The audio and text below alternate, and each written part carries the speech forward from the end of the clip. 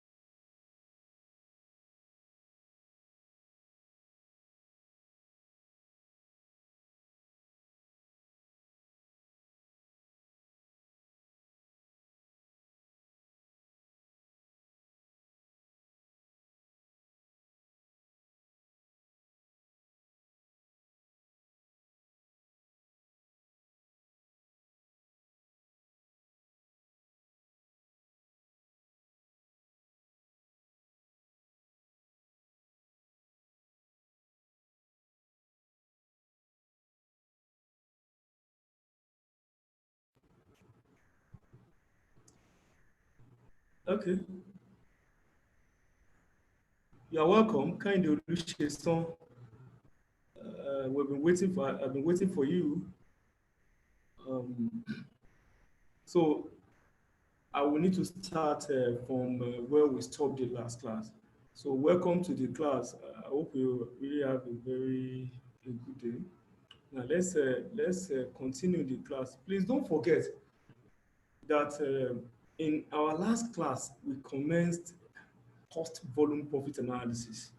Cost volume profit analysis, and I was able to explain the cost volume profit analysis. In fact, prior to that time, we started with management information. What we mean by management information, we explain it extensively. And then from there, we'll move on to what we mean by cost volume profit analysis. I explain cost volume profit analysis, and I also give you an assumptions that back cost volume profit analysis. And also, I moved further to explaining the formula, the formulae behind the cost volume profit analysis. And from there, we actually handled, and solved the question in the last class. So today, I will start from where I stopped. That's a cost volume profit analysis before we now move on to the next item on the agenda. So let me start the screen sharing. Please give me one minute to screen share, please. Now,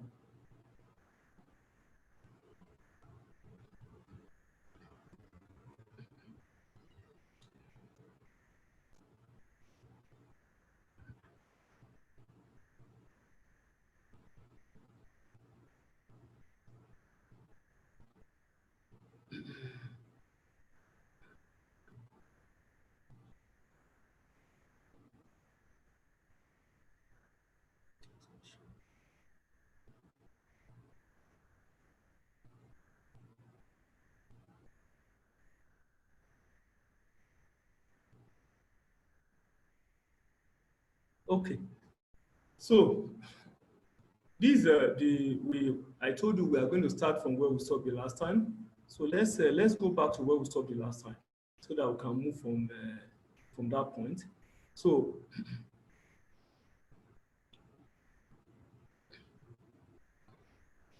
come in. Okay.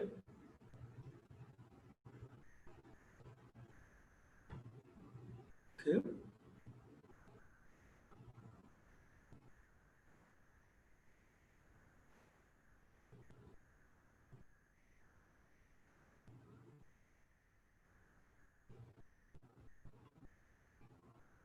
Now, now in the last class, I think we stopped at this point in the last class. So now for today, let's start with the illustration two. Now, I'm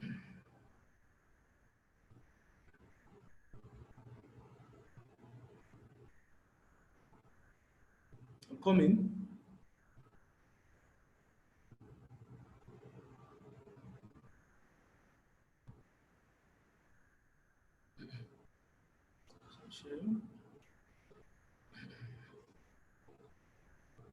So just give me 1 minute, please.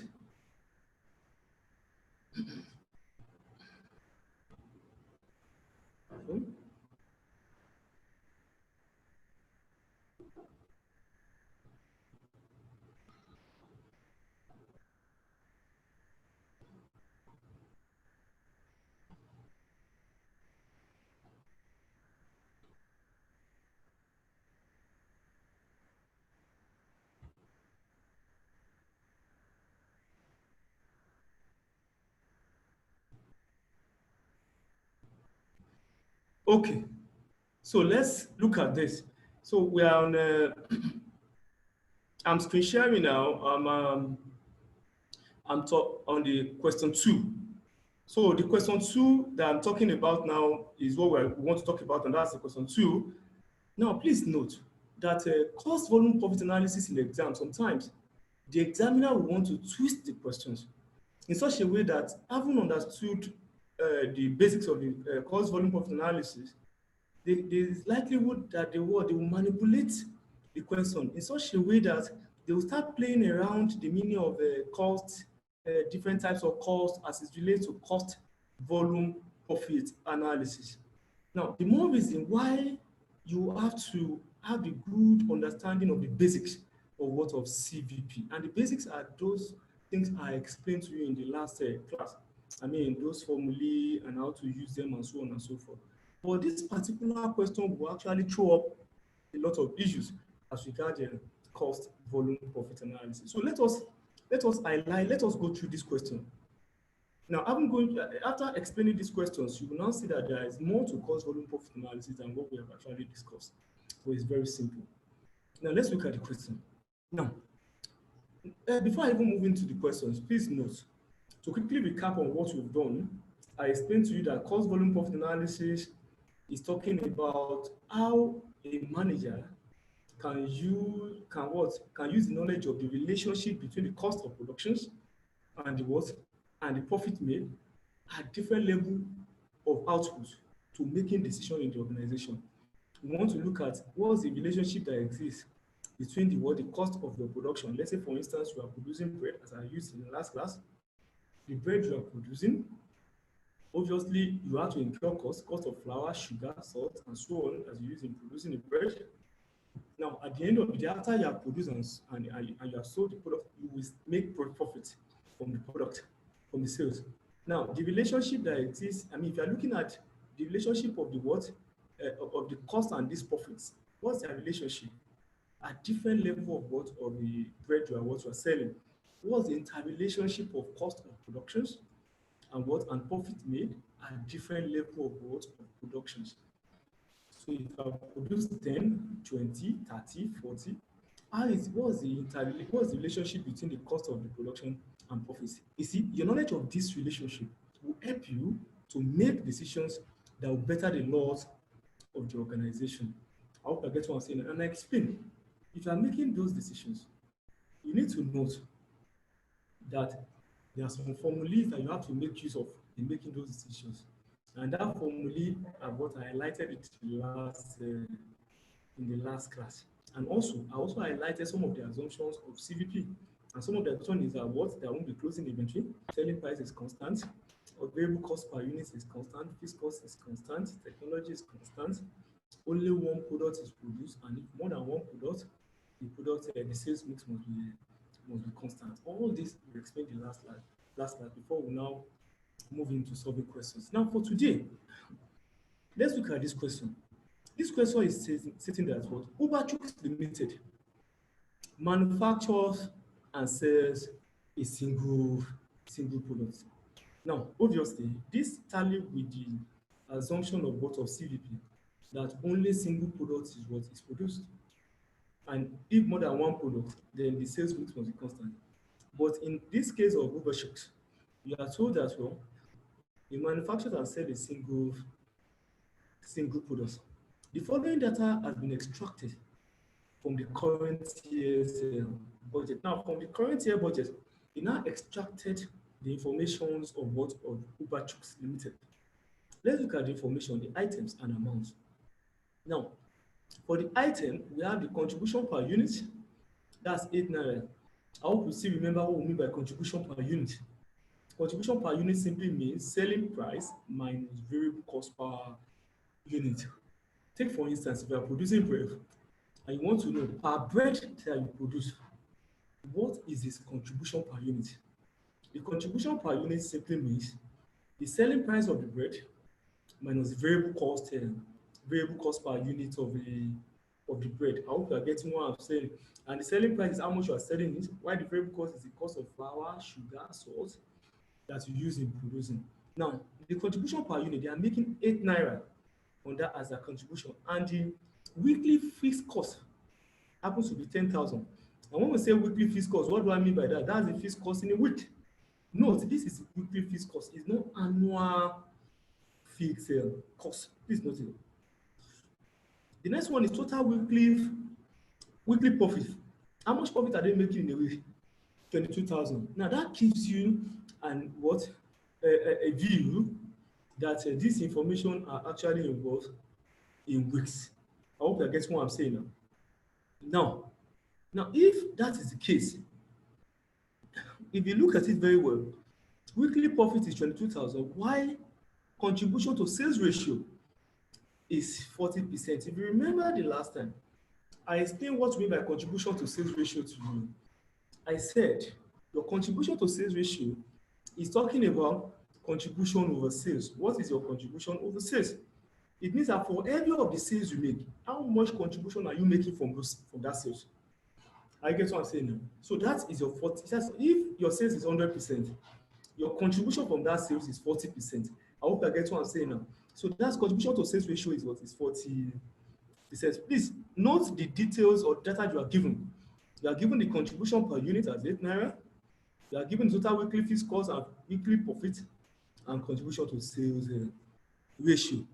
And don't forget that they are selling one product. Now, the company's production capacity is not fully utilized in the current year. When you are in the exam, and you are told that the company's production capacity is not fully utilized, what does that mean? That is telling them they still have the capacity to produce more than what they are producing currently. I guess what I'm saying, maybe because of the restriction of demand, people are not demanding the way they desire, and so on and so forth. Maybe that is why they are unable to produce their maximum capacity. So they are telling us that the company's production capacity is not fully utilized in the current year. And 3 possible strategies are under consideration. It means that they're not having 3 strategies, just because they believe that they can still sell more than what they have sold in week. I get what I'm saying now. Now they not say each strategy. Don't forget that they said they have 3 strategies. Each of these strategies involves reducing the selling price. That's the selling price per unit. Reducing the selling price on all units sold with a consequential effect on the volume of sales. We are having 3 strategies to what to adopt. Now, for all the 3 strategies, it involves us reducing our selling price with a consequential effect on what? On demand. What does that mean? It simply means that the law of demand will take place. It means that if you have a reduction in price, what is being equal? What happens to the demand? Demand will what? Will go up. I hope I get what I'm saying. It means that they are looking at each of these strategies, they are looking at dropping their price, and they are now looking at if they drop their price, there will be a consequential increase in what's in demand, because you know very well that if the price of a product drops, what happens to the quantity demanded? People will demand more. I hope I get what I'm saying now. That is the basics of the strategies in what they are talking about. Now look at it. The detailed effect of each of the strategy is as follows. Let's look at it.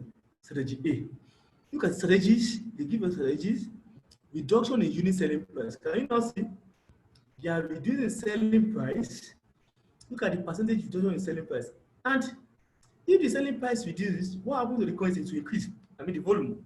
Look at it. In weekly sales, volume over budget. Now, increase in weekly sales. You have to put increase there, please. I'm sorry for that. Increase in weekly sales volume over budget. That means that if they adopt strategy A, what happens to the what? To the selling price? There will be reduction of how many, what? The selling price reduced by what? By 2%. That's they are adopting strategy A now. If the selling price drop by 2%, what happens to the quantity demanded? People what? The demand will go up by what? Go up by 10%. For strategy B, if they drop their price, the price in strategy B by 5%, the quantity demanded will go up by 18%. Why strategy C, 7% drop, why 25% increase in demand? You can see the 3 strategies now. Now, you now say the company does not hold inventory of finished goods. I explained to you the last time that there won't be closing inventory. That's what they are reiterating there, that there won't be closing inventory. Now say required. Calculate 1, the selling price per unit of the product for the current year. It means that they want you to determine what's the selling price of the product. How do you determine how much the product should go for? The selling price. You are not giving the selling price. So that's the first question you ask. Why the second one is that the weekly sales in units. How many units are you selling in a week? And value. I told you the difference between sales in units and value the other time. Please note, this question is a past question, please. Notice. the weekly sales in units and value. Unit simply means that the number in quantity, while the value simply means that the monetary implication of that quantity, the value in money terms. Now, how many sales in units and in money terms would they sell in that year? What is the weekly sales in units and value in the current year? That's 3 marks. Number 3, the current year, the number 2 is in weeks now, sales in units in weeks. While the number 3, the current year's break-even points in units and in value 4 marks. That means that what is the break-even? I explained what break-even, what I mean by break-even the last time. That's a point where you neither make profit or loss. That's the unit of the product that you need to produce and sell. That you're neither making profit nor loss. They have to determine it. So the next one is now determine with a statement which one of the 3 strategies should be adopted by the company in order to maximize its weekly profit. Now, you agree with me that this is very loaded. Now, let us start with the first one. The first one states, what is the selling price per unit? Now, if you are given this kind of question in the exam, and you're now asked, what is the selling price per unit? If you're looking for selling price, you need to look at the content of the question and see what are those information in this question. What are the information in this question that will assist you to determine that selling price? Let's look at those things. Now, you are given the contribution per unit as 8 naira. And I know that the contribution per unit simply means selling price minus variable cost per unit. You agree with me that this contribution per unit is very relevant in making your decisions of selling price. Now, if you look at the last item there, contribution to sales ratio, that's the proportion of contribution to sales. This will also be very useful in making your decision. It means that what we will use in making a decision as to what is the selling price will be the first and the last item on this table. And the first item is what? Contribution per unit.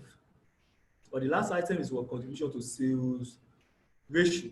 Now, let me now portrait it. Let me explain how that will be used in determining the selling price. Let's look at the way we solve it.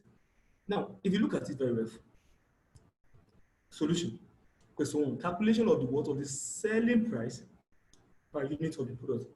I told you that what will be needed in making the decision is contribution per sales ratio, which is 40%, and contribution per unit. Now, look at it. Let's start with the contribution per sales ratio. When they say contribution per sales ratio, what does that mean? It simply means selling price minus variable cost per unit over selling price. Let's put it that way. Selling price minus variable cost per unit over selling price. That's a contribution per unit. And how much is it? It is 40%. So what does that mean? It simply means that 40% is equal to selling price minus variable cost per unit over selling price. Now look at the way I frame it up here. Contribution per unit is 40%. I will say it is equal to selling price minus variable cost per unit. Don't forget, I told you initially that selling price minus variable cost per unit is the same thing as well. Contribution per unit. And in the question, you have been told what is your contribution per unit to be how much? To be 8 naira. Therefore, so far they have told me that then my selling price minus variable cost per unit, I will replace it by 8 naira. That's what you see here.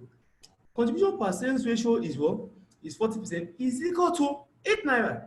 Instead of me putting selling price minus variable cost per unit, which is contribution per unit, I will just put 8 naira over the selling price. I'm looking for the selling price.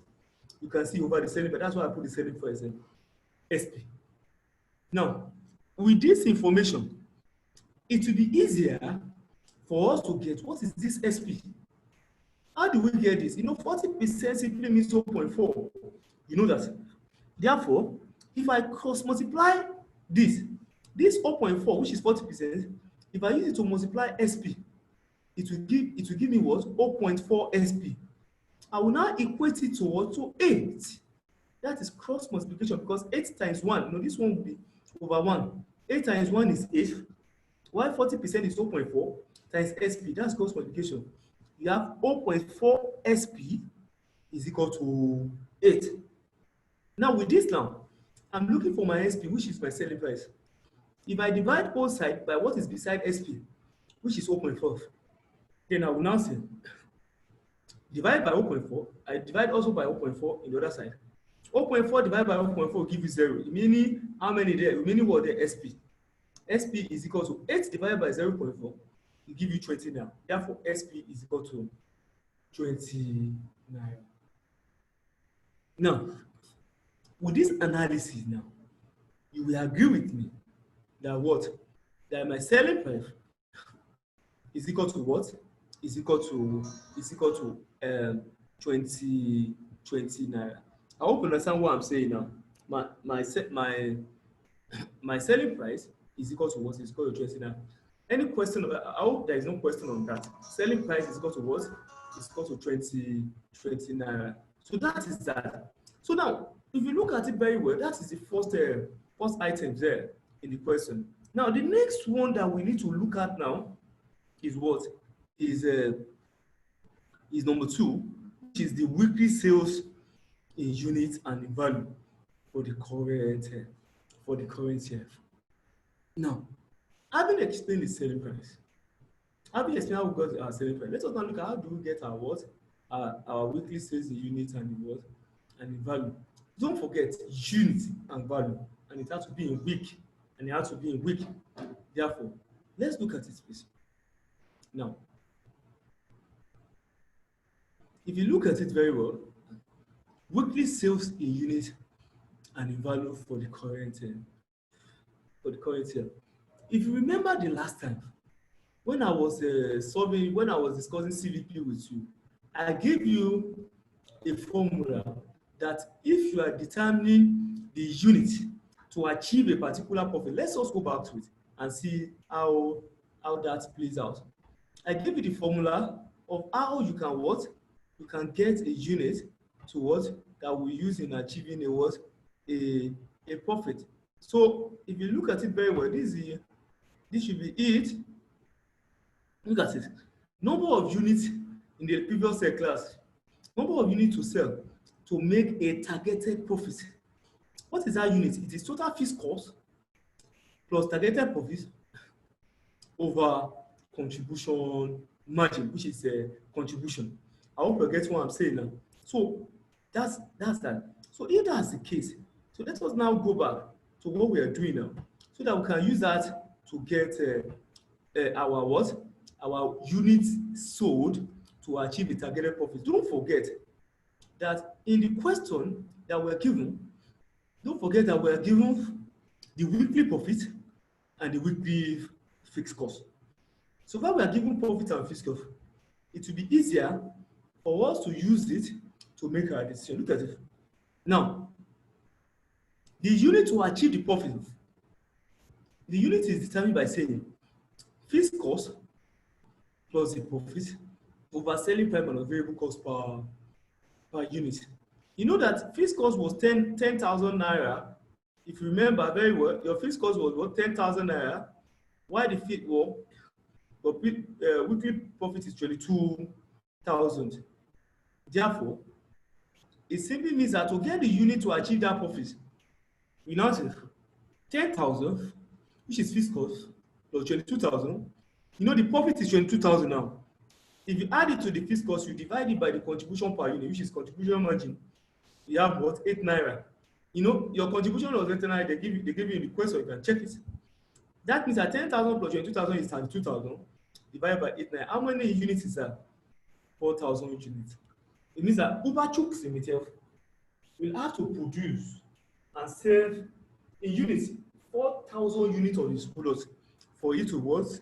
For it to be what? To be able to make 22,000 naira profit. I hope you understand that. So that is weekly sales in units. Now, but weekly sales in value, unit is different from value I explained. Unit is what you can count, physical items. But value is in what? In monetary monetary term.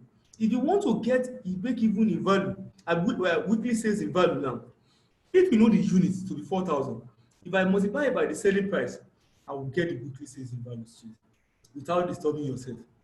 So far I've gotten the weekly sales in unit to be 4,000.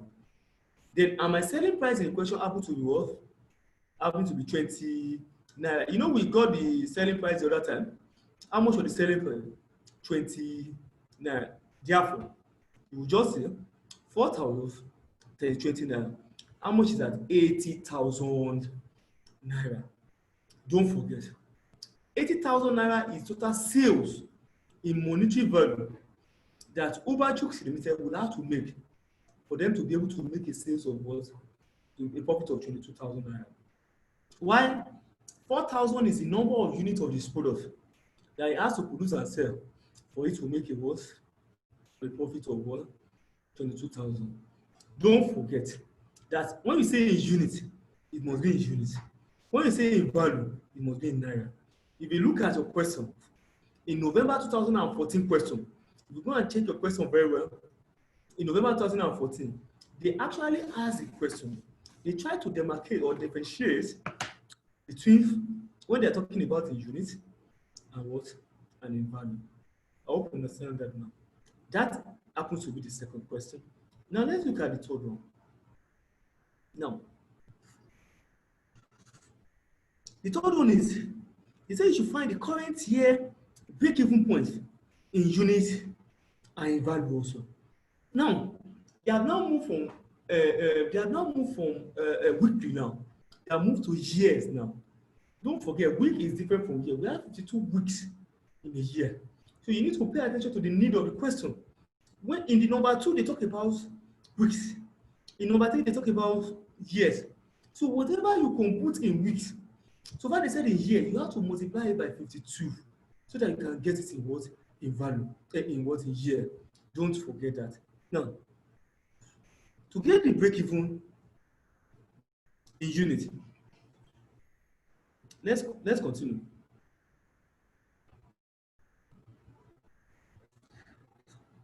The current year break-evens in unit and in value.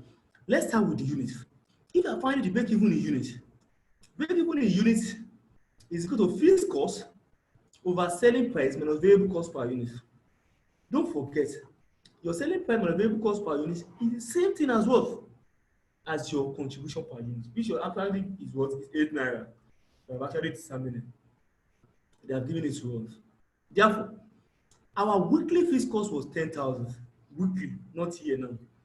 While our contribution per unit was what? 8 naira, which is selling price on the variable cost per unit. Whatever you get is what? 1,250 units of that product. That's what will be your break-even. That means that Uber Limited will have to produce 1,250 units for it to neither make profit nor what? Nor loss. I hope I get what I'm saying. And let me zoom in so that you can see it.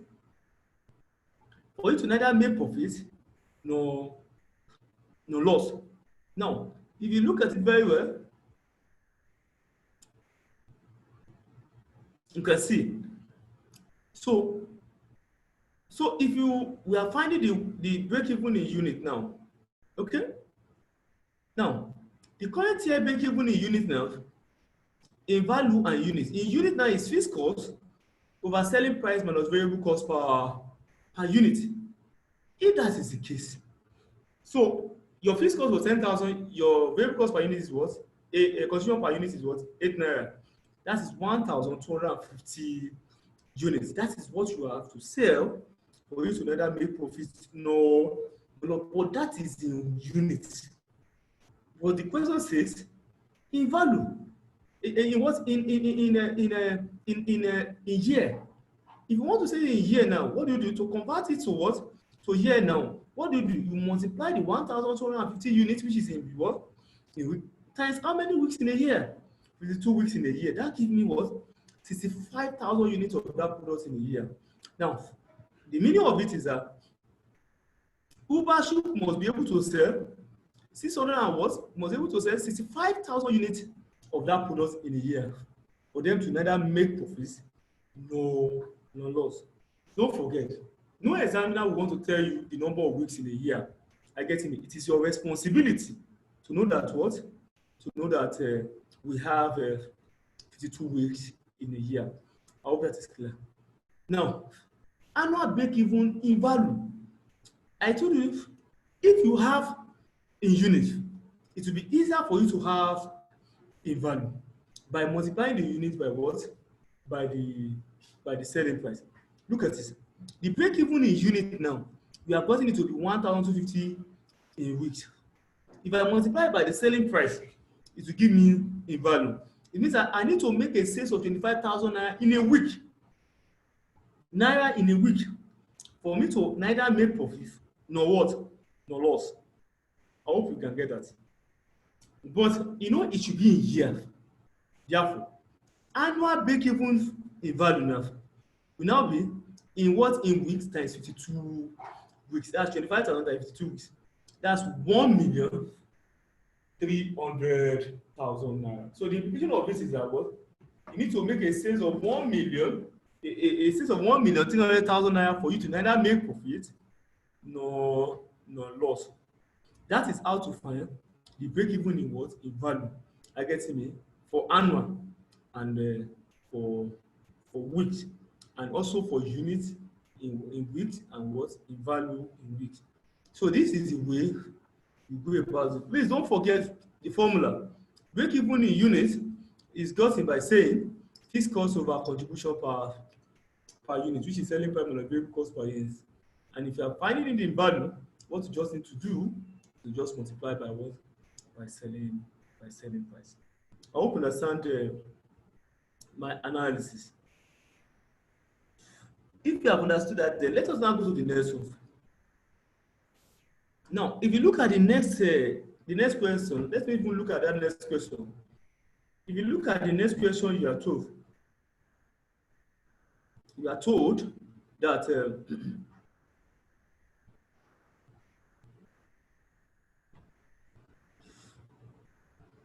look at the next question.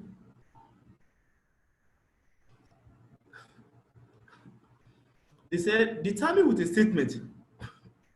Number 4.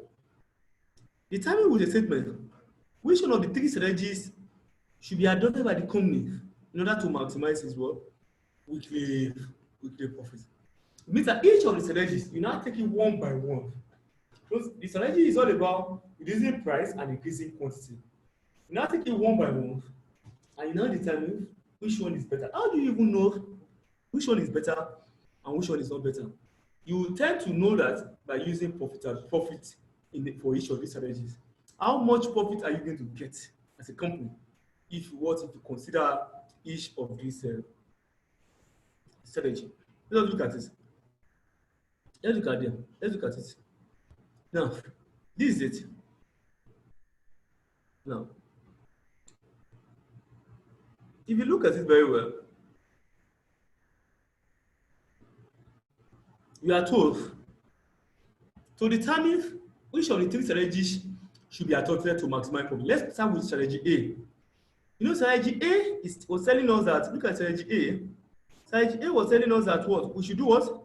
We should reduce our selling price by 2%, while our sales will increase by 10%. Now, you know, my selling price was 20 naira. I'm going to reduce it by 2%. While my quantity, I'm going to increase it by what? By 10%. Let's look at it together.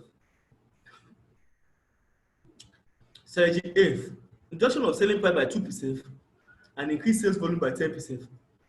Now let's start with the selling price now. You know, selling price was 20 naira. If I'm going to reduce it by 2%, I will just multiply by 0.98. You can take your calculator and look at it. You know, if you are reducing anything by 2%, what you just need to do is to reduce it. Is to remove the 2% from 100. From 1. What do you have? You have 0.98. I get me now. 2% is 0.02. If you move it from 1, you have 0.98. 0.98 is simply that you have removed 2% from 1. If you multiply that 0.98 by 20, you will get the new selling price. Now, you will now ask me that assuming you are to reduce it by 4%, what am I going to multiply it with? If I'm going to reduce it by 4%, I'm going to remove it. I'm going to multiply by 0.96. 4% is 0.04. You remove it from 1, it will give you 0.96. If you multiply that value by 0.96, you would have successfully reduced that items by what? By 4%. So if it is 8%, 8% is 0.08.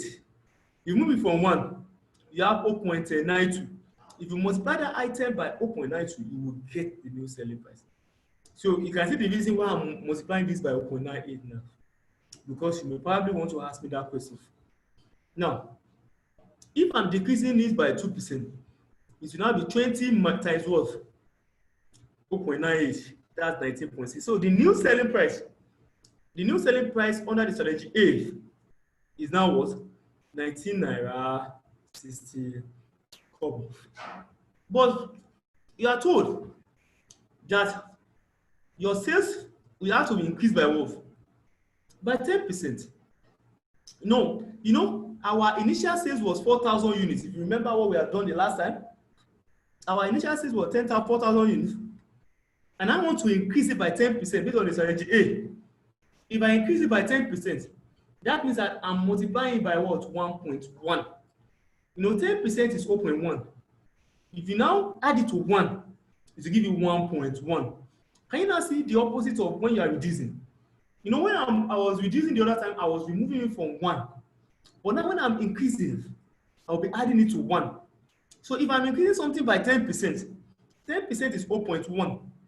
0.1 plus 1 is to give you what? 1.1. If you multiply that item by 1.1, it will have increased it by 10%. Now, you will want to ask me that where did I even get the 1 again? That 1 is an imaginary 1. I get what I'm saying. That it makes it work faster in Excel. Just know that there is 1 somewhere. If you are reducing something by 5%, 5% is 0.05. If you remove 0.05 from 1, it will give you 0.95. Just multiply, you would have reduced it by 5%. And if you are increasing it by 5%, 5% is 0.05. You will add. So if you are reducing, you will subtract. If you are what? Increasing, you will add. So in this instance, I want to increase by 10%. If I'm increasing by 10%, what happens? It should now be 4,000 times 1.1, because 10% is 0.1. If I add 0.1 to 1, it will give me 1.1. Therefore, 4,000 times 1.1 is what? 4,400. Can you now see that the quantity has increased by 400 from 4,000 to 4,400, while the selling price has reduced to 19.60 kobo from 20 naira. That is what the strategy is talking about. So with this now, this is what 2% reduction in selling price will give us. This is what 10% increase in what? In quantity will give us. Therefore, the profit now. Therefore, let me reduce the size so that you can see. Therefore, let us now see the profits we made. For profit is always sales minus cost. So what is now my sales now? My sales is now selling price times the quantity now. You know the selling price is 19 naira 60 kobo. 19 naira 60 kobo now. Why the new quantity is 4,400? Mr. Ken Olusegun, you can now pick your calculator now. You now compute it and say, when you are finding your what?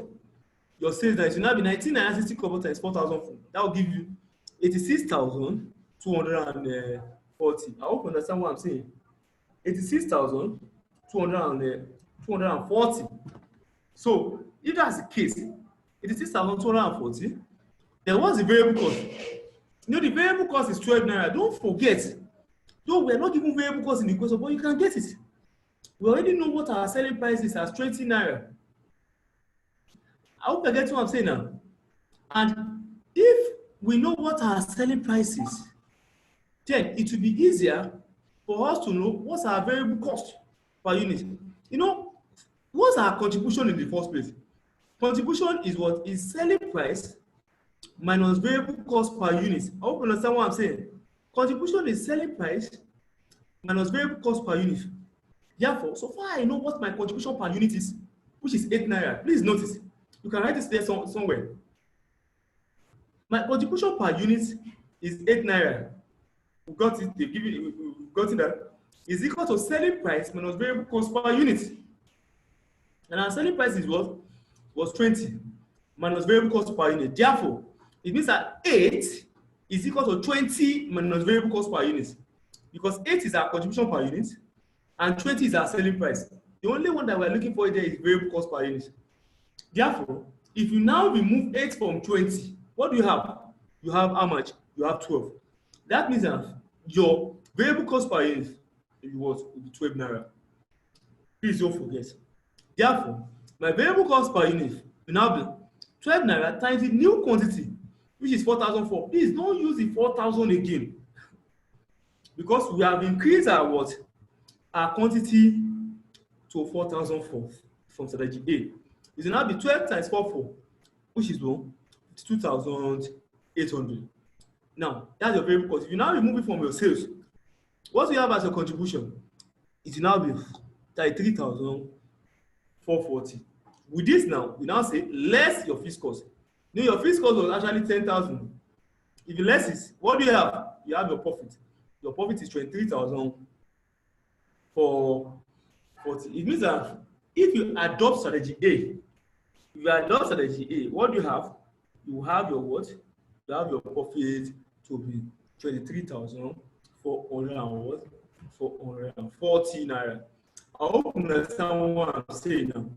So our profit for strategy A is for 23,440. So you will now do strategy B also, you do strategy C.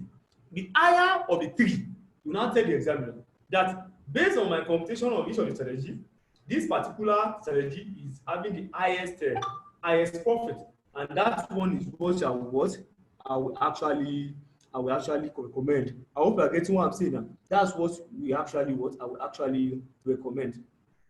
Now, let's look at strategy B. The same procedure will still suffice for strategy B. Let's look at it. Now, for strategy B now, you know, we are having a reduction in selling price of how much? Let's check it again. For strategy B, the selling price will reduce by 5%, while the volume will increase by 18%. If that's the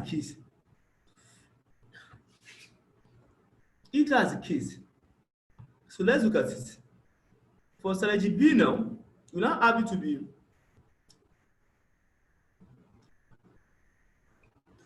reduction in selling price is 5%, while reduction in increase in sales volume is what? 18%.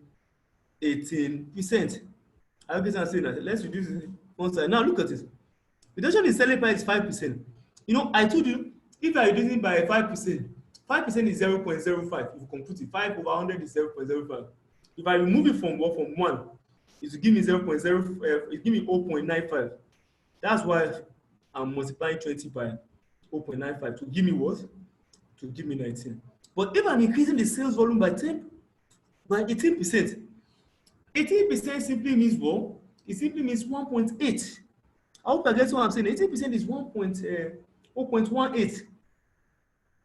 Now, if it's 0.18, you know how I'm increasing this? I will need to add it to 1. That's 1.5, 1.18. Don't forget, you can do it manually. You may do it manually. Look at it. If I want to do it manually now, I will just say, assuming I want to reduce the 20 naira by 5%, I will just say, what is 5% of 20? You can use your calculator.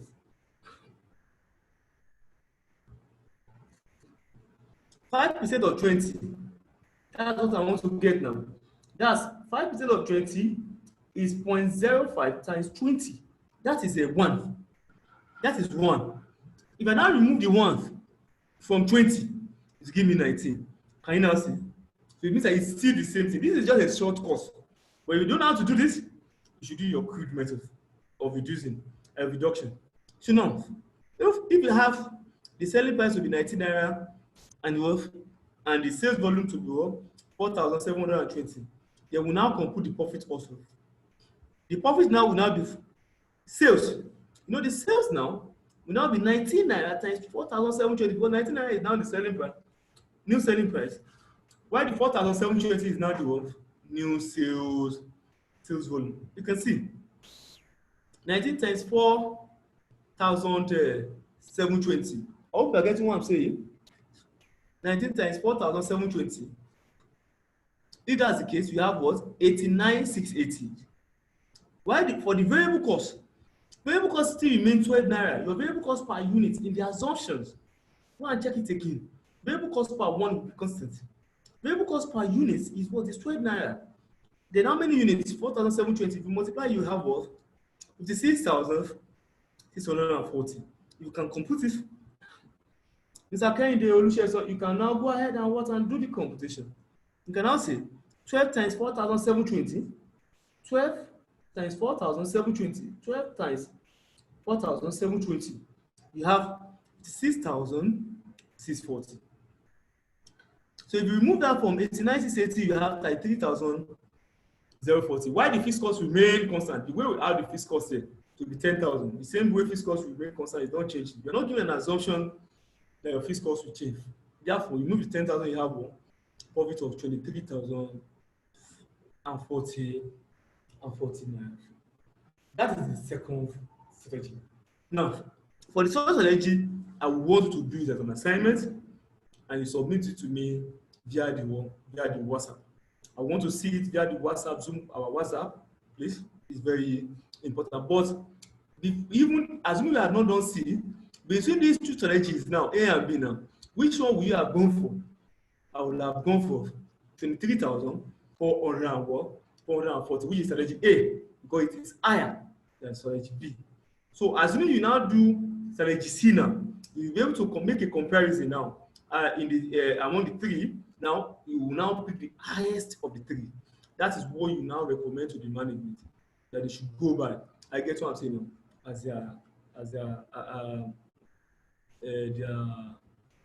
as their conclusions or recommendations. I hope you are able to get my analysis on this CVP question. So that's about that. So I'll be expecting my what? I'll be expecting the solution of what? Strategy C. So that is that. Let us see if you can still take one more question under this one, under the CVP. Let us see if one more question can also see the what taken care of under the what? Under the CVP. Let's look at this question, please. Listen, but before we go ahead, please, Mr. Kehinde, you can take water so that we can use that to cool down.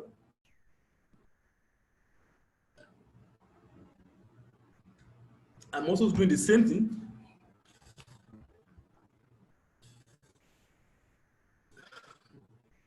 Now, let's look at question 3.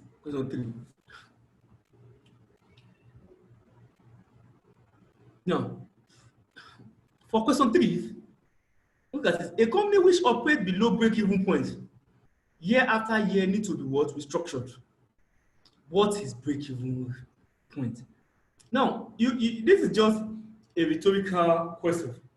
This happens to be a question they set for you in 2014 November. Foundation question 2014 November. You can go and check it. One of the questions there was one I put on board now, so that you can use it to illustrate the concept of CVP. November 2014, the question they set for the Foundation of History of Chartered Accountants is what we are solving presently. Now, there's a company which operates below break-even point year after year needs to be restructured. You now say, what is break-even point? That's the first question. What is break-even point? I hope you still remember. What is break-even point? Break-even point is a point. I get something. It's a point you get to as a manufacturer or as a manager in which you neither make profit nor loss. It means that the point in question is the number of units at a point, is the number of units you need to get to, or is the number of units of the product you need to produce and sell that you will neither be making profit no loss. You just be on the balance. I get what I'm saying now. If their number of units is what is 100 units, if you now decide to produce more than that 100, it means that you are moving towards the profit region. But if you now try to produce less than that 100, that's 99, you are what? You are moving towards what? Loss region. But if you produce exactly 100 units, you are what? You are going to what? Neither make profit nor no loss. So please take note of that.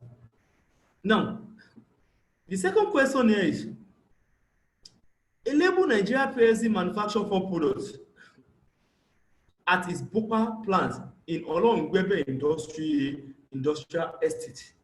So they are now trying to tell us a company, Enable Nigeria PLC, is manufacturing four products at its Bopa plant in Olorungbebe Industrial Estate. Sorry.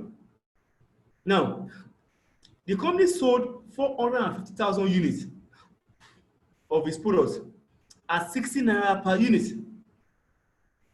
The unit sold was 450,000 and the selling price was 60 naira per unit.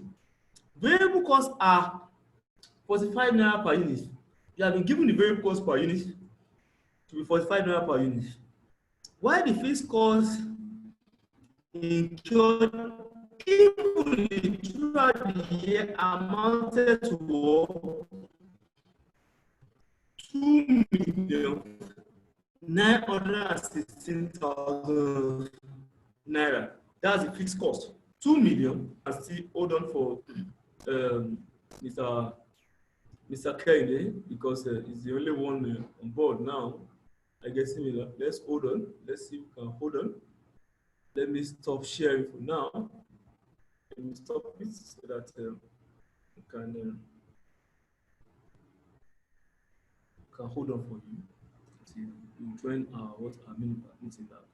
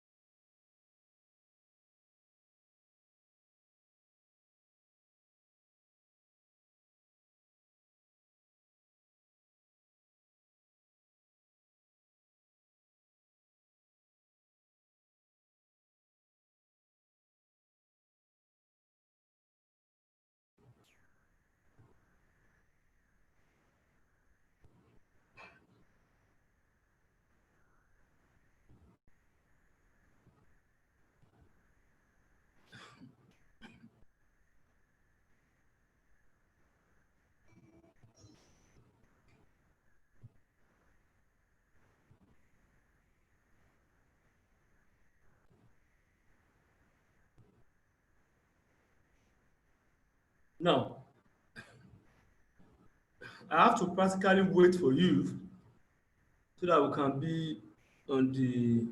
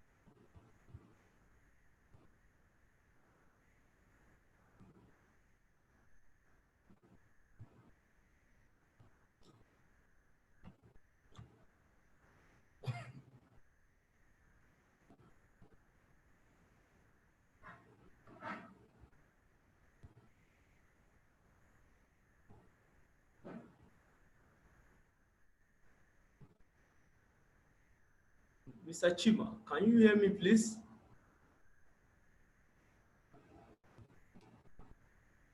Yes, I'm hearing you. Yeah, but Kehinde Olusegun is unable to get in now. Okay. Please help us look at that problem, please, so that we can have. Okay, let me see. Okay.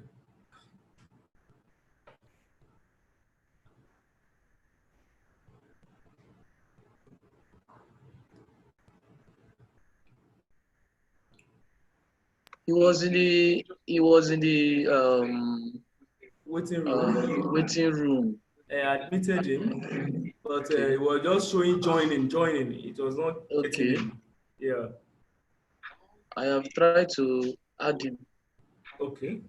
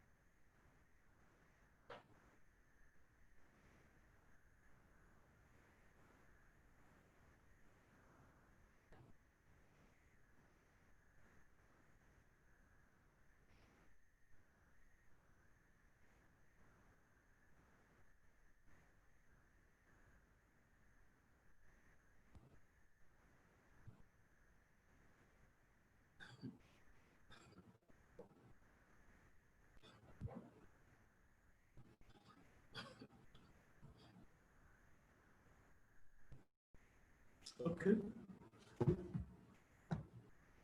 Okay, we can now continue now. Let me continue the screen sharing. Let's see.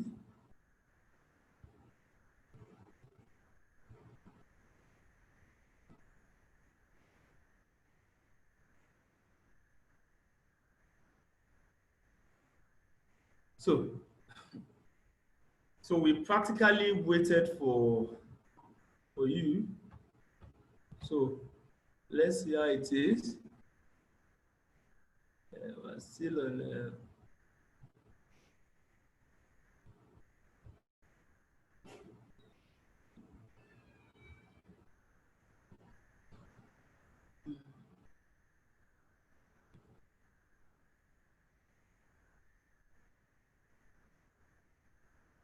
No. Now, this is the question that we are trying to resolve. And if you look at the question, I've explained the first one, which is what is break-even point before you exited the other time. Now, I've explained what's break-even point. Let's look at the second part of the question. An Elebu Nigeria PLC manufactures 4 products at its Bopa plant in Olongbebe Industrial Estate. The company sold for 450,000 units of its products at selling price of 60 naira per unit. Please notice. Variable cost per unit is 45 naira. These are the statistics they'll be giving you that we'll be using to make your decisions per unit. Why the fixed cost incurred evenly throughout the year amounted to 2,916,000 naira, which comprises of manufacturing costs of 1.8 million and selling costs of 1,116,000. It means that they are trying to break down the fixed cost first of 2,916,000 into 1.8 and 1,100,000. If you add the 1.8 and 1,116,000 together, to give you 2,916,000. Obviously, I don't need the breakdown. What I really need there is the what? Is the fixed cost. Now look at it. You are required to calculate it for you. One, the break-even point in units and in value. Can you now see your question in November 2014? The way they said the question. In unit and in value. The break-even point in unit and in value. I hope you still remember. If you are finding the break-even point in unit, it is determined by saying your fixed cost over contribution per unit or contribution margin. That's fixed cost over selling price minus variable cost per unit. Now look at this. Now, they are able to explain the break-even point I was trying to explain for you the other time. That was the first question there. That break-even point is a point where the company does not make any profit or no loss. It is a point where contribution equals to fixed cost. You can also explain that. The point where your fixed cost is equal to your worth, your contribution is your worth, is your break-even point. Or where total cost equal what? Equals sales. You're neither making profit nor loss. Any sales below the break-even point will result in a loss. I told you, if you are selling below the break-even point, you are making a loss. But if you are selling above the break-even point, you are making a profit. But if you are selling exactly break-even point, you are neither making profit nor loss. Why sales above the break-even point will result in what's in profit to the organization. Now, the big part that we are trying to look at, that's the break-even point in units and in value. If you look at it very well, the break-even point in units now, the break-even point in unit now is fixed cost over contribution per unit. I know your fixed cost was 2,916,000. Look at it. Your fixed cost was 2,916,000. Because in the question, you are given that it was 2,916,000.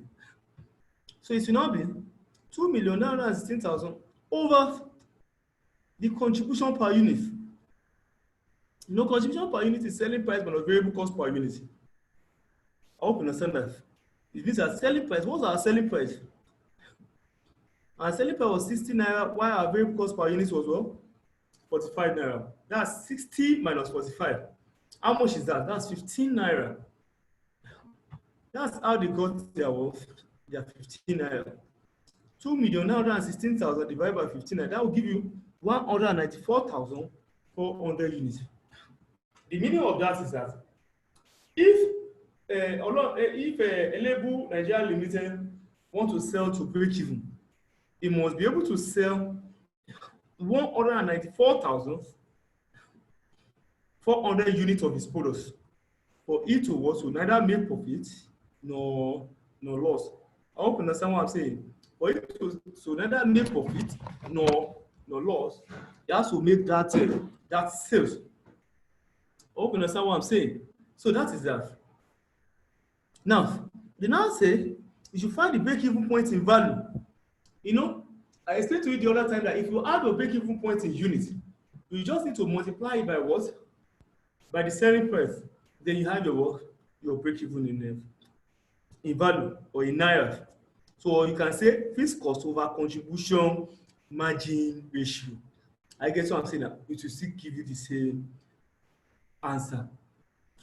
You know, your fixed cost was 2,960,000. What's your contribution margin? Not margin ratio now. You can also use margin ratio anyway based on the formula. But when we are finding the break-even in units, we say the fixed cost over contribution per unit. That's 2,916,000 over 15. Then if you now want to find it in value, you just multiply it by what? By 60 naira, which is selling price. Whatever you get, will now give you the break-even point in what? In value. That's 11,664,000. So break-even in points in units is what?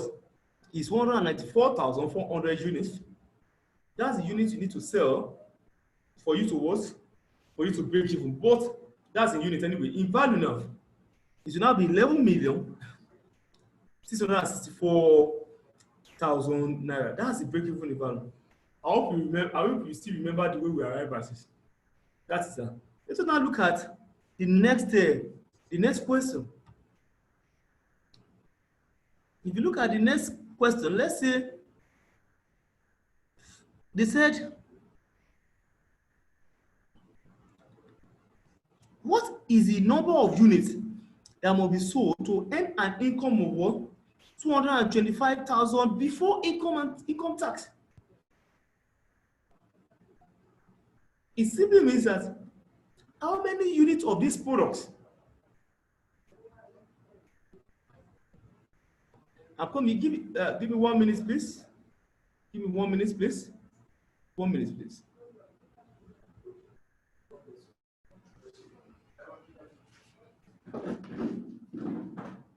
One minute, please. 1 minute.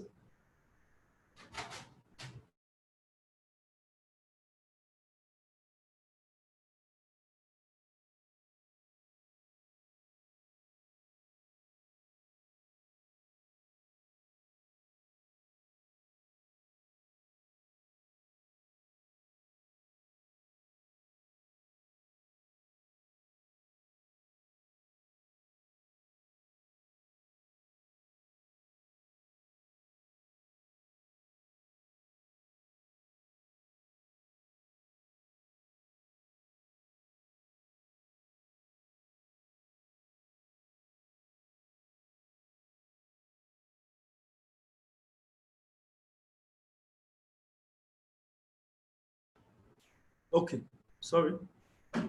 Now, I'm there to pay attention to something. Okay, let me continue the screen sharing, please.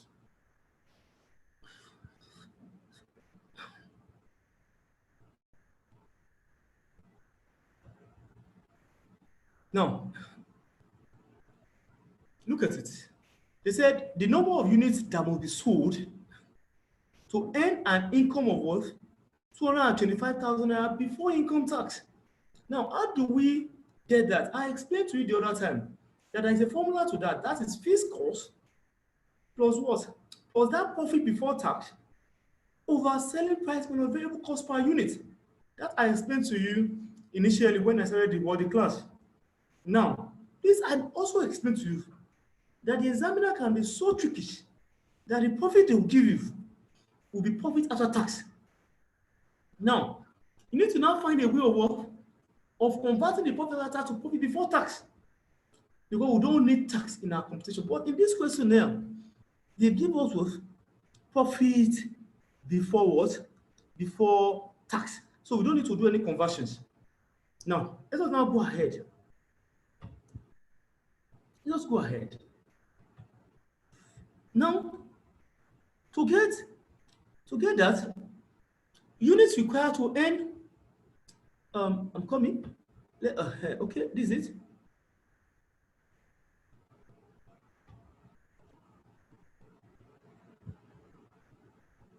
Units required to earn 225,000 naira profit before tax. The formula is fixed cost plus that profit over contribution per unit. Our fixed cost still remains 2,916,000. The profit before tax is 225,000. Why the contribution per unit is still 60 minus 45, which is 15. If you divide that, you have 209,400 units. It means that the meaning of this, because in the exam, you need to be able to tell them. Yes, you need to write. Don't just compute and go.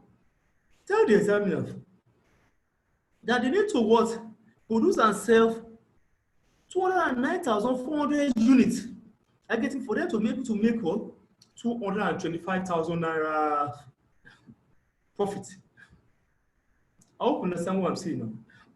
For them to be able to make 225,000 naira profit. So that's how to get the unit required to run or to make a what?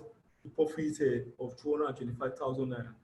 So that's that. The last aspect of the question, they said the units required. Let me even go back to that question. They said the units required, they must be said to earn an income of 225,000 naira before income tax, right? Let us see whether they have other questions there. Now, that's that. Assuming you are now told, listen, assuming you are now told in the question,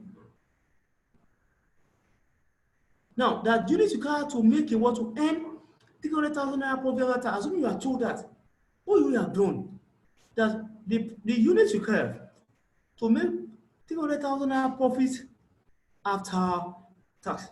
Now you cannot see, assuming you are told this, what will you do? This is profit after tax. You need to convert the profit after tax back to what? The profit before tax. Before you can what? You can compute your what? Your unit. Look at it. To get that will now be your fixed cost. Sorry. Your fixed cost plus that profit over 1 minus tax rate.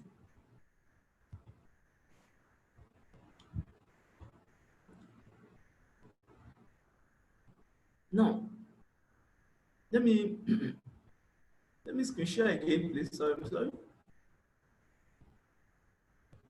Now, sorry for that. So, if you look at it very well, he said to convert it, you first convert this 300,000 to profit before tax. That's what I did in this bracket. If you look at this bracket very well, that profit, I will divide it by 1 minus tax rate. I guess what I'm saying now. Let's say, for instance, in the question, they gave us 40% as a tax rate. So it will now be 300,000, which is profit after tax, divided by 1 minus that 40%, 0.4, assumed, please. That simply means that what? To get the unit to make this 300,000 after tax, it will now be fixed cost plus that's what you have done in this bracket. That 300,000 divided by 1 minus 0.4, 1 minus 0.4, you now divide it by contribution per unit, which is 15. What is so special about this? What is special about this is this conversion of 300,000 to profit before tax.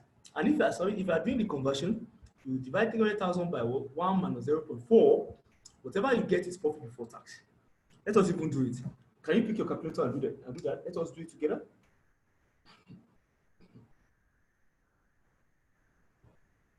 Let us do it together. Now, if we say 300,000 divided by 1 minus 0.4, 1 minus 0.4 is 0.6. It will now be 300,000 divided by 0.6. That's 500,000 naira. That means that what? If you convert 300,000 profit after tax, knowing fully well that the tax rate is 40%, you will get profit before tax of 500,000 naira. That's what will be added to this and divided by this and you now get 227,733 units. it means that you need to produce and sell. I mean, Elebu Limited must produce and sell 227,733 units for them to be able to make a profit after tax of 300,000 or profit before tax of 500,000. That is where it is.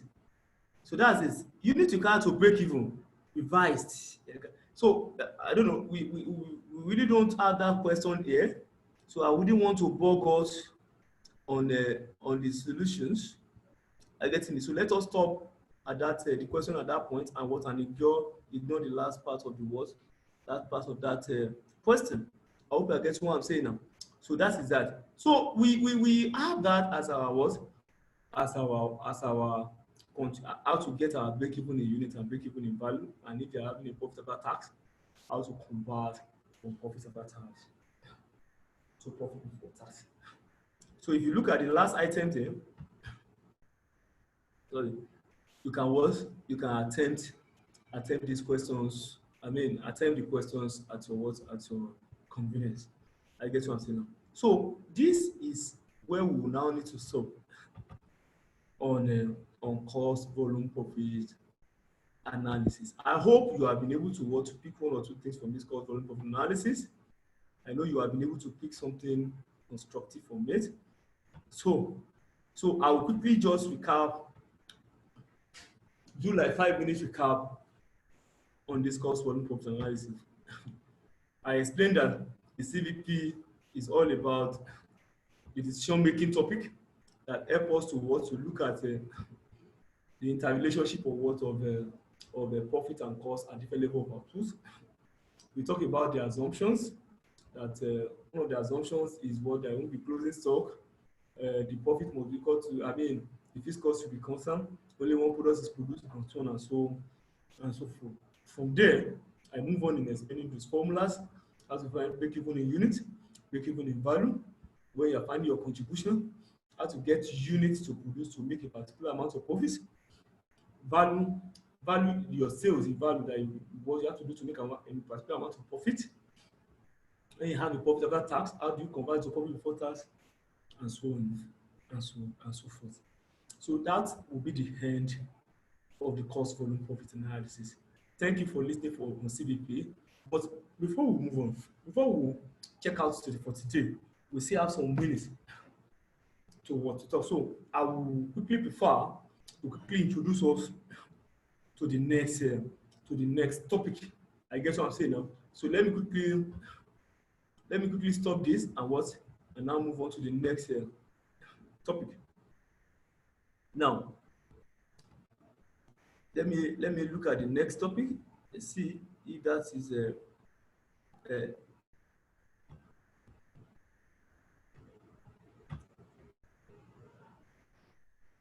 let's look at it.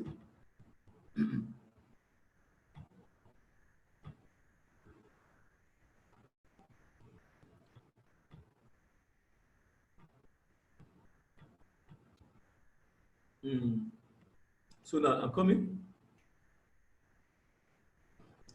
Okay, let me now look at. Let me see. I want to see if I can.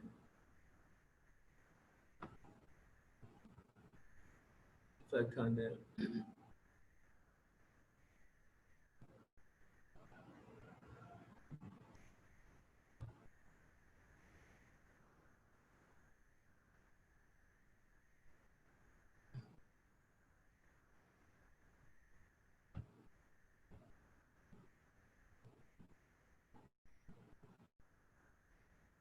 Okay, I'm coming. Coming. So I want to see if I can introduce us to the next topic so that we can have that. I'm coming.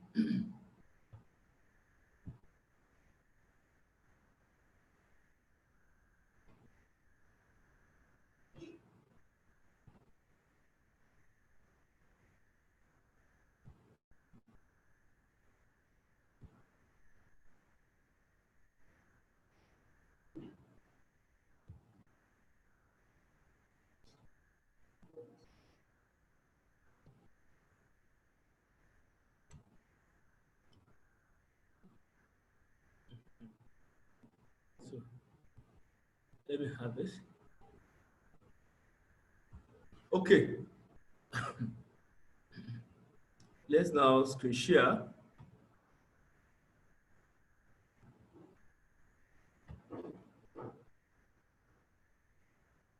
Okay.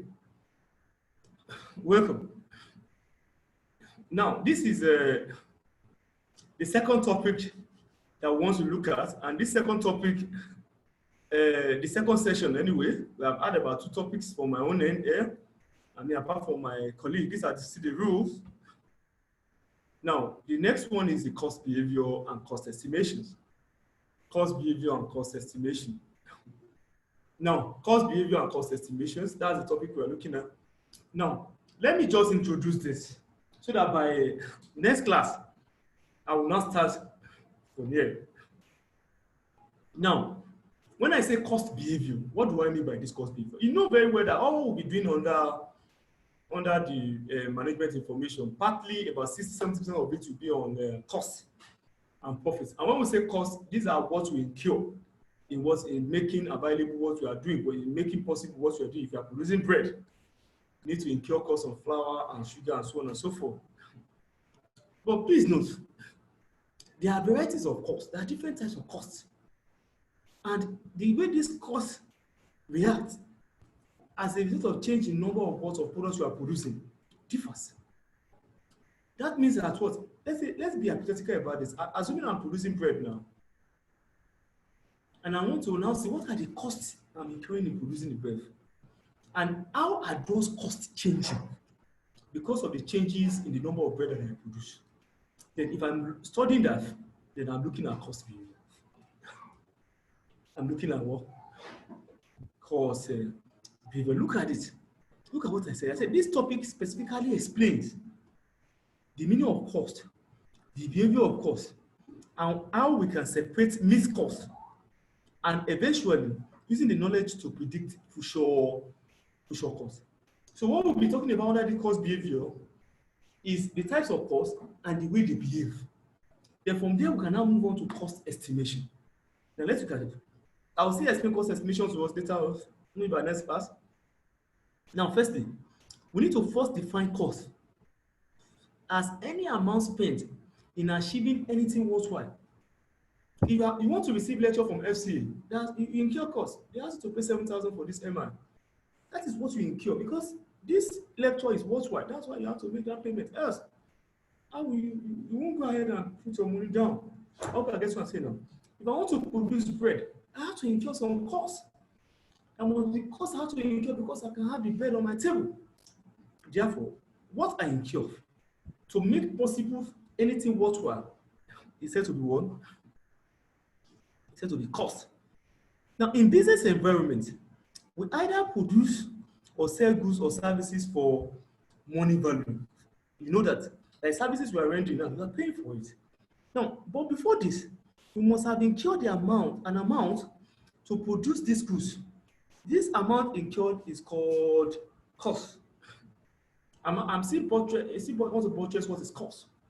That the amount you are incurring to make available goods or services is what we call cost. Example is the cost incurred on flour and sugar in the cost of what of producing bread. That is instructive. Now, please note that we have different types of costs incurred in a business environment. There are different types of costs we incur in a business environment. Let's look at those costs. We identify some of the costs here. You say fixed costs, variable costs, and semi-variable costs. Please don't forget, this is not exhaustive in itself. There are still some other costs. We have committed costs, we have some costs, there are still different types of costs. But the one we still be reckoning with today, or we're going to talk about now, are these 3 costs. Because this is what will be relevant to our cost estimation. Let's start with the first one, fixed costs. Please, I want you to understand this fixed cost, variable cost, and semi-variable cost. I don't want you to cram it. Don't cram it because in your understanding this, it will help you further. And you get that in PM, which is in the next level, and in SFM in the final. Because you still be dealing with all these things. Now let's start with fixed cost. This is a type of cost that remain unchanged, irrespective of the number of what of output produced. You are producing a product, let's say a bread. Now, this bread that you are producing, obviously, you need to incur some cost, like the cost of the rent of the factory, cost of flour, cost of sugar, cost of water, and so on and so forth. Out of all these costs, one of these costs will remain unchanged, will just remain the same. Even if you produce 1,000 bread, or 10,000 bread, or 2,000 bread, or 1 million bread, that cost will still remain unchanged. You still be incurring the same amount of cost per year. That cost is what we call what? Is what we call fixed cost. Now, let me now ask you, Mr. Kennedy, let me ask you, if you are producing a bread in a bakery, haven't recognized that you are going to incur costs on rent, on flour, sugar, and so on and so forth. Which one out of all these costs will be a fixed cost? Will not change. I know you will agree with me that your cost of rent, it will not change. Because you won't say because you are producing more bread, you want to now go and pay more rent. No. The amount of rent, if it is 1 million naira per year, you are still going to be paying 1 million naira per year. It will not change. Despite the fact that what you are changing the number of what? The number of bread you are producing. I hope you understand what I'm saying. That particular kind of cost is what we call fixed cost. It's very important for you to know this type of cost, because these are the costs you'll be building up the knowledge of MI on subsequently. Now look at it. This is the type of cost that remain unchanged, irrespective of the number of outputs produced or level of activities. E.g., cost of the rent of a factory remain unchanged, irrespective of the level of what? Irrespective of the level of outputs, irrespective of the level of what of the bread you produce. I hope you understand that. Okay. Let us now go to the second one, which is the variable cost. Variable cost is a sharp contrast of the fixed cost, because fixed cost remains the same despite the number of bread you are producing. But variable costs are those costs that will now be changing. They will be increasing because you are increasing the number of what of your productions of your bread. That cost, that's what that will continue changing because of the number of bread you are producing is changing. It's said to be worth the variable cost. Let me now ask you, in the factory hypothetical example I was giving you the other time, which is factories, which one out of that cost in that factory is variable? You agree with me that cost of flour is variable. Because if you want to produce more flour, more bread, you will have to incur more cost of flour. I hope you get what I'm saying. Therefore, your variable cost, this is the type of cost that changes with the changes in the level of what? Output. Example, the cost of flour will change with the changes in the number of bread produced. Therefore, the cost of flour is what? Is a variable cost. I hope you understand what I'm saying now. The more the bread you are producing, the more the flour you are going to incur. That is variable. Please, don't misconstrue this to variable cost per unit. Variable cost per unit is constant, but total variable cost is changing.